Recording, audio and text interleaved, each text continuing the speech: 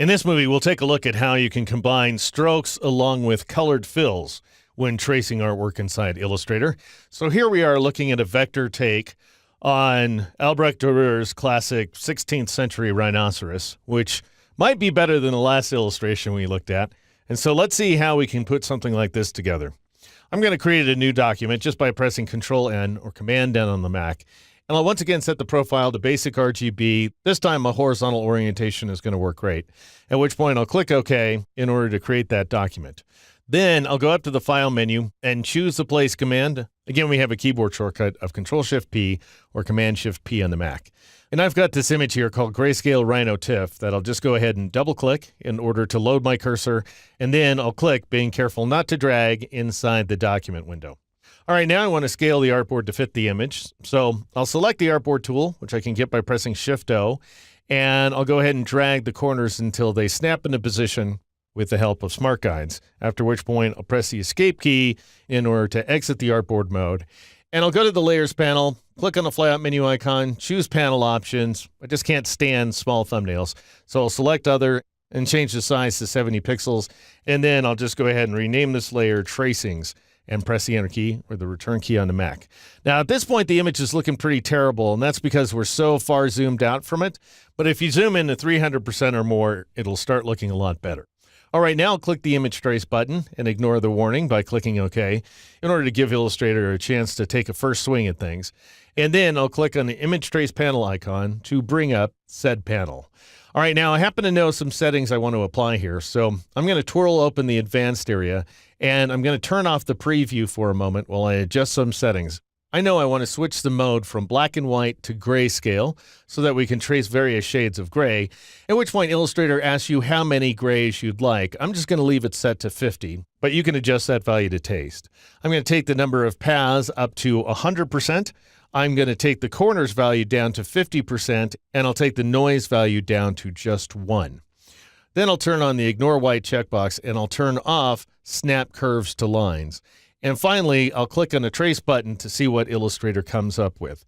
And bear in mind, this time it's going to create more path outlines, but they're going to be various shades of gray this time around. So obviously, we have a more complex tracing than we've seen in the past.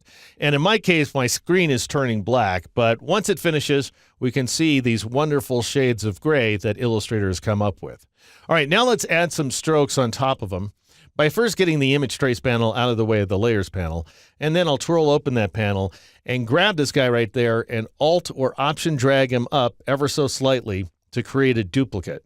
Then you want to make sure that that top tracing is selected, turn off the Preview checkbox once again, switch the mode back to black and white, because notice that the fills and strokes checkboxes are dimmed when we're working in either color or grayscale. So go ahead and switch back to black and white.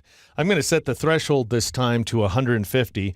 The other values are fine as is, except for the fact that I'm going to turn off fills, which automatically turns on strokes, and I'm going to change the stroke value right there to 20 pixels, after which point I'll go ahead and click the Trace button once again in order to apply my settings. Now, it's going to look terrible at first, and that's because you can't adjust the line weight until you expand the strokes. So what we're going to do is select this entire layer and then bring up the Layers panel flyout menu and choose Duplicate Tracings in order to duplicate that layer. Now what you want to do is scroll down here and turn off the top tracing in this blue tracing layer, and then just go ahead and twirl this layer closed. And double-click on an empty portion of the top layer, the one we just duplicated, and let's change it to Expanded and change the color to light red, just so we can tell it apart. All right, now with this big stroked object selected, click on the Expand button up here in the Control panel, and then let's take the line weight value down to just 0.3 points in order to produce these much more delicate lines here. All right, now I want to colorize the grays a little bit. So I'm going to hide the Image Trace panel, and I'm going to select this lower object right here. And notice it's appearing blue. That's just because you have to collapse and expand this layer once again for it to turn red. And so with it selected, go ahead and click on the Expand button once again in order to expand the traced object to static path outlines. All right, now I want to go ahead and fuse all these objects together. And this is a kind of preview of coming attractions in the very next chapter. What I want you to do is go up to the window menu and choose Pathfinder to bring up the Pathfinder panel. And then just go ahead and click on this very first icon in the first row. And what it does is it goes ahead and unites all of these various path outlines into one overarching outline, which is just going to make things a little simpler in the long run. And as you can see, you're going to get a progress bar because we are creating a fairly extraordinarily complicated document here. So try to be patient with Illustrator as it does its best. Then I'll go ahead and hide the Pathfinder panel, and I'll click on the fill icon up here in the control panel, and I'll change it to this medium shade of blue, which is R0, G113, B188. And then finally, I'll click on the word opacity, once again up here in the control panel, and I'm going to change the blend mode, which is a topic that we'll be looking at in a future chapter of this very course. And I'm going to change the mode to color so that we're colorizing the rhinoceros in the background. And then I'm going to take the opacity value down to 50% and press the Enter key or the Return key on the Mac to hide that panel. And finally, I'll go ahead and press Control-Shift-A or Command-Shift-A on the Mac in order to deselect that artwork. And I will press the F key a couple of times to switch to the full screen mode, and I'll go ahead and press Control-0 or Command-0 on the Mac in order to fit the artwork on screen.